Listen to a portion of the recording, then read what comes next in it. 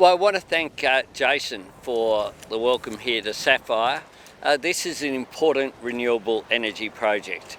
Here we are in the electorate of the acting Prime Minister, in part of a renewable energy zone, something that's been designated by the New South Wales Coalition Government, but that Barnaby Joyce actually opposes. He's opposed to jobs in his own electorate. It's no wonder that he can't envisage what the future looks like and the opportunities that are here for renewable energy jobs in regional Australia. The fact is as well that this project came about with support from the Clean Energy Finance Corporation. That's an important model. Technology doesn't just happen. Governments can have a role in facilitating the uptake of new technology, and the Clean Energy Finance Corporation was the vehicle that led ideas into actual investment, into jobs, into economic growth. And here this project is a great example. The Clean Energy Finance Corporation, I'm very proud of, was a part of the work that happened while I was the Infrastructure Minister. It's a program that the current government, of course, tried to get rid of, like they tried to get rid of the Renewable Energy Agency, like they tried to get rid of renewable energy targets. But the fact is that Australia is behind where we should be because of the almost a decade of denial by Scott Morrison and the Coalition Government. I don't think there are opportunities for New England in new energy. I know there are. And we can see it right here. Barnaby's second time as the leader is just one more sequel that hasn't led up to the original. It's not as good as the first time, indeed. This time round, he's tying himself in knots because he gained the leadership, saying that he'd oppose net zero by 2050 and that wouldn't be possible for the National Party room to adopt it. And now, of course, the National Party room has, but he still says he's opposed to it. Today, people will have no confidence in Australia being able to meet the challenge of climate change and take up the opportunities which are there, because it's a day when Barnaby Joyce is the acting Prime Minister of Australia. If you look at the opportunities that will come from the renewable energy zone, some $10.7 billion of investment, 830 ongoing operational jobs, over 1,000 jobs per year in construction. These are all opportunities that could be seized in regional Australia, as well as, of course, the jobs that come from cheaper energy, being able to have high value manufacturing in the New England region and other places. I'll make some comments as well as the Glasgow summit is about to commence. Scott Morrison is overseas saying that he supports net zero by 2050, but also saying that there are no new policies being announced from last Tuesday. Yesterday we saw Angus Taylor unable to answer basic questions about the cost and government expenditure relating to the 2050 target, relying upon technology that hasn't been invented yet, being vague and basically saying we'll get there just through the vibe. Well, the Clean Energy Finance Corporation wasn't just a vibe, it was actually a vehicle to drive investment, as was the Australian Renewable Energy Agency, as were renewable energy targets. The former Labor government put those in place, and the current government has relied upon them for any reduction in emissions which has been achieved up to now. The fact that they have no policy going forward will be exposed by when the Prime Minister is at Glasgow. You can't have an Australian Prime Minister just saying it's the vibe when the rest of the world wants to see concrete steps towards net zero by 2050. And overnight as well, we've seen real problems with the relationship between France and the United States and Australia. You've seen President Macron make some very serious statements about his view of what Scott Morrison said to him prior to Scott Morrison cancelling the contract between Australia and France by text message. Australians need a leader who can be trusted, and the world needs to be able to trust the Australian Prime Minister. But President Macron has made a very clear and unequivocal statement about what was said to him in meetings just prior to the tearing up of that contract between Australia and France. And President Biden has also made some very strong comments about what he was informed and led to believe was discussions between Australia and France prior to those announcements being made. Diplomacy is important. It's important that Australians have a leader on the world stage who is trusted on that stage, whose word can be counted. But what we see is that being drawn into question very directly by the President of France and also the President of the United States. Thanks, Anthony. Today is the first day that it's been legal for Albo and Tim and I as Sydney-siders to travel to regional New South Wales. So it's appropriate on this first day of regional travel that we come to this region, which is a renewable energy zone, which, as Anthony said, is an opportunity to create hundreds of jobs. This is a renewable energy zone that Barnaby Joyce, as the acting Prime Minister and local member, opposes. We asked him last week in Parliament why he opposes jobs in regional Australia. He had, as usual, no coherent answer. Fact of the matter is, we know in the Labor Party that the world's climate emergency is regional Australia's jobs opportunity, and here as much as any other region. Every day that the National Party and their mates in the Liberal Party oppose renewable energy jobs is a day of betrayal of regional Australia. Regional Australia, which has powered Australia for so long and will power us for many decades to come in a renewable economy and export that renewable energy in so many cases. Now, as Anthony said, we've seen an extraordinary development overnight. President Macron has expressed the same view that the Australian people have known for a long time. Scott Morrison said last week the next election will be about who do you trust? Well, President Macron made it clear, not you, mate. And the Australian people will have an opportunity to say, not you, mate, to Scott Morrison. This is an extraordinary development. I can't recall any instance ever where a world leader has expressed such disappointment in an Australian leader on a matter of fundamental integrity. If world leaders can't trust Scott Morrison, neither can the Australian people. The Australian people deserve to know that when their leader speaks, he speaks the truth. With Scott Morrison, we know the opposite is the case. When Scott Morrison's lips are moving, he's not telling the truth. Emmanuel Macron knows it, the Australian people know it. So you mentioned the implications of the Glasgow summit happening at the moment. We've had the G20 overnight, a fair bit of disappointment really at the statement that came out of that kind of pointing the finger at China and Russia for not being in the room. What is some of your view on that? Is it a bit of a wasted opportunity without them there? Well, we need to see global leadership, and the solution to climate change must be a global one. But Australia has to be a part of that. And Australia at the moment, by just saying that net zero by 2050 is an aspiration, not a legislated target, unlike the United Kingdom, France, Germany, Italy and other nations, is holding the world back. The fact is that Scott Morrison and his rhetorical position doesn't add up to the facts that we see. And world leaders will look at Scott Morrison and his record of saying that renewable energy targets are something that shouldn't be supported. Electric vehicles are going to end the weekend. Batteries and storage of renewable energy are as useful as the big banana or the big prawn. They'll look at that, and it means that Scott Morrison doesn't have credibility in providing the leadership that's required. So we're not going to get to net zero by just having more renewables. We do need to decrease our reliance on fossil fuels. There's a fair few calls for some sort of global plan to phase out coal-fired power. Do you reckon that's worth considering? Well, nation states are making their decisions, and they have implications for what happens in terms of the energy sources. And we know that that will occur going forward. We know that we need to move to a clean energy economy.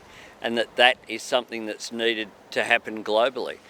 So that is having an impact. It will continue to have an impact. All of our major trading partners have adopted targets of net zero by 2050. In China's case, net zero by 2060. But that has real implications for the energy mix.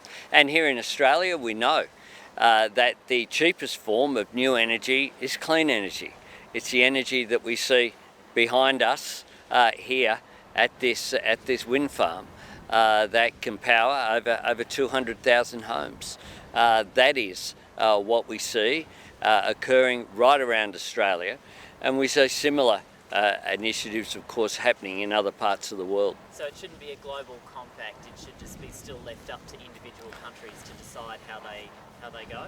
Well, nation states will always make decisions, but they'll make decisions in the context of global agreement. Australia is a signatory to the Paris Accord, and that is what calls for net zero by 2050. Glasgow is talking about 2030. A range of countries have upped their targets for 2030, including the United States and major countries in Europe. Australia has not, and it's unfortunate that that has occurred, because what it does is take Australia out of that debate. So it sounds like you'll go further than the government on 2030, but perhaps not as far as you did in the 2019 election. Well, we'll make our announcements after Glasgow, well before the election. We've said that we needed to wait and see the context of the Glasgow agreement and what comes out of that.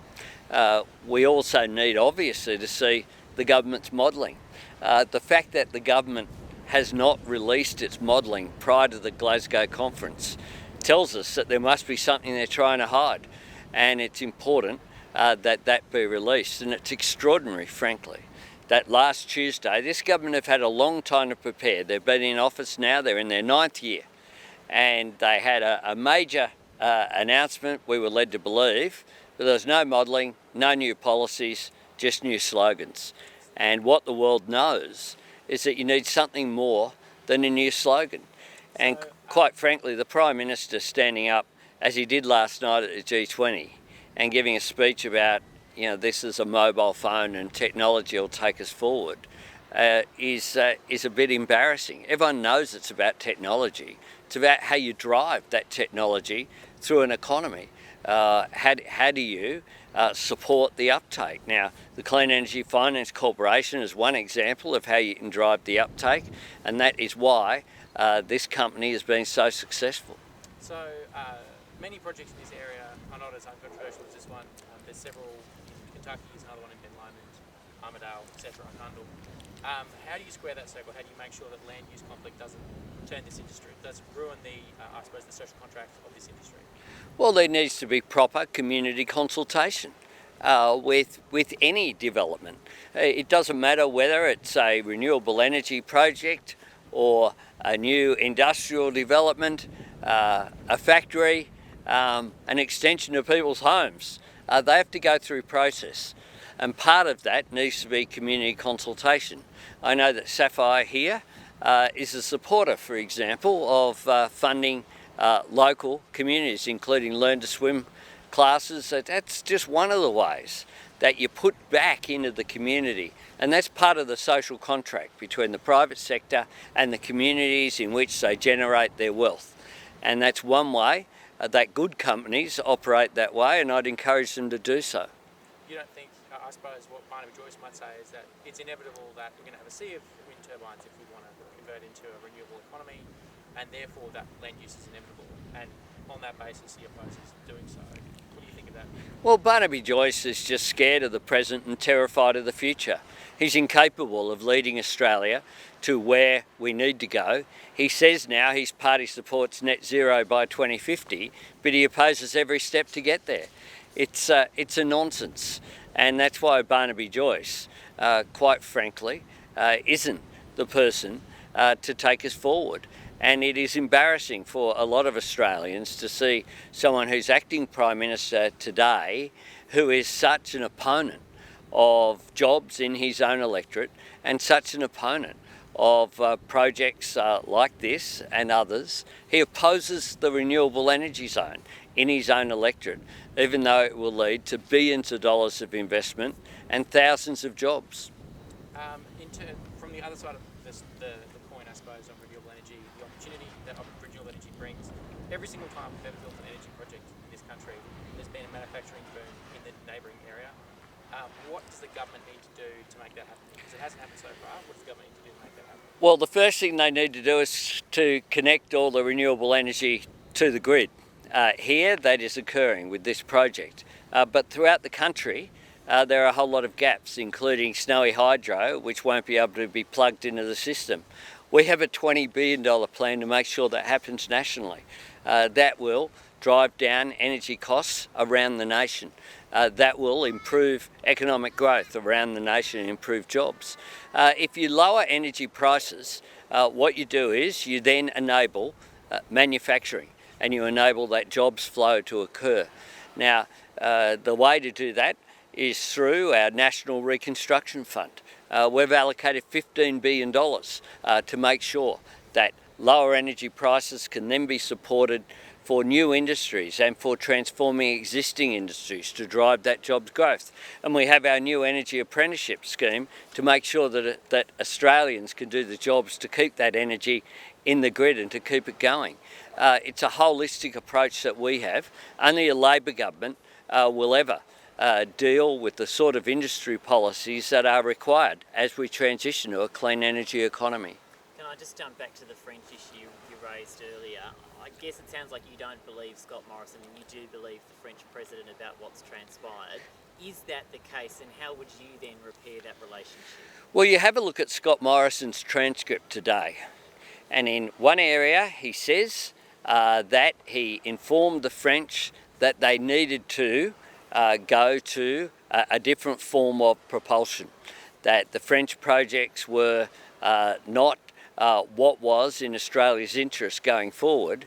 And in the same interview, in the same press conference, he says that we couldn't tell them until deals had been struck. Which is it? He's contradicted himself in his own press conference. And of course, he travelled when he went to the UK. He had a meeting with President Macron in France, face to face. And the idea that he told the French that what was going to happen there is contradicted by his own statements, which is that he texted the French president the night before the announcement to inform them of what was occurring. And we know that immediately we've seen job losses as contracts haven't been fulfilled in South Australia. The fact is that this Prime Minister, unfortunately, President Macron has said out loud what a range of President Macron has said out loud what a range of Scott Morrison's colleagues say in private, and some, including Malcolm Turnbull, say. Remember him standing in the Prime Ministerial courtyard saying he was ambitious for Malcolm Turnbull. Well, Malcolm Turnbull knows that he was ambitious for Scott Morrison himself. And we know that Scott Morrison continually thinks that he can just spin his way around. And you saw that with the uncomfortable handshake that was put out by a photo by the Prime Minister's personal photographer with President Macron. An uncomfortable handshake that reminded me of the Prime Minister's trip to Tobago and other handshakes that he's done in the past domestically, whereby this Prime Minister continually won't recall his own statements. If you have a look in Parliament, he continually says he hasn't rejected electric vehicles, renewable energy, storage, and we know that he has, time and time again. And indeed he rejected the target of net zero by 2050 repeatedly during the last election, something that he denies. So is it not inevitable, though, there was going to be some French disappointment with this decision, which I know that while you're still cautious and wanting to see more detail, you have kind of backed it in some way? Look, it is always the case that we need to stand up for Australia's own interests, and we need to make decisions about that. But let's be clear, Scott Morrison and the government were answering questions in question time in Parliament, saying that everything was all hunky-dory with the French subs project. Everything was all good, right until it wasn't. And now they're trying to rewrite history and say, oh, we knew it was many, many years late. It was $50 billion over budget. That's not what they were saying just months ago. They were saying something very different. And what you need when you deal with international relations and with diplomacy is honesty and integrity. And the fact is that President Macron has said very clearly and unequivocally that Scott Morrison did not tell him. He can't have made it any clearer. And President Biden has also said that he was not informed correctly. He believed that as a result of information that was given, that the Australian government had informed the French government of the change in policy. So Biden and Macron are both essentially calling Scott Morrison a liar.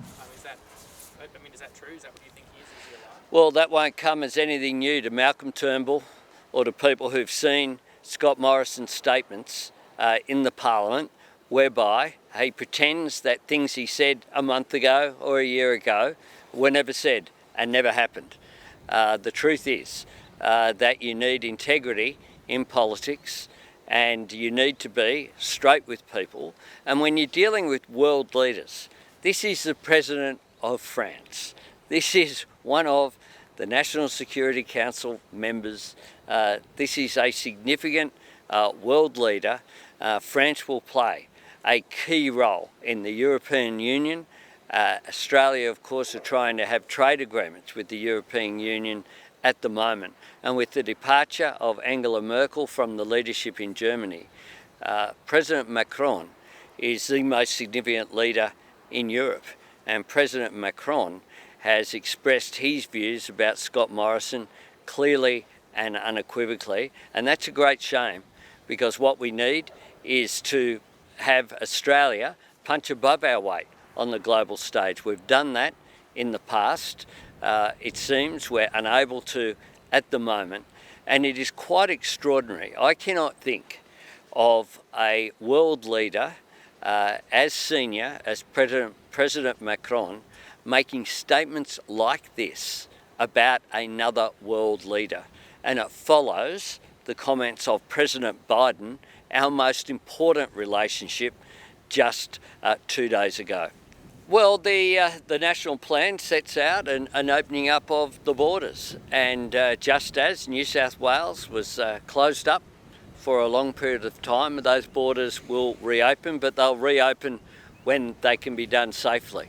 There have been significant restrictions on our activity, including where I'm from in Sydney. Until recently, parts of my electorate were in curfew, whereas people in Queensland could go to restaurants, go to work, their kids were going to school, they were going to the footy, it was hosting events. So I think that the Premier Premier Palaszczuk has done good work to keep Queenslanders safe. She'll open up when it's safe to do so, based upon the health advice, and that's what we should be doing here, making sure we look after people's health, because that's the way we will also then build a strong economy.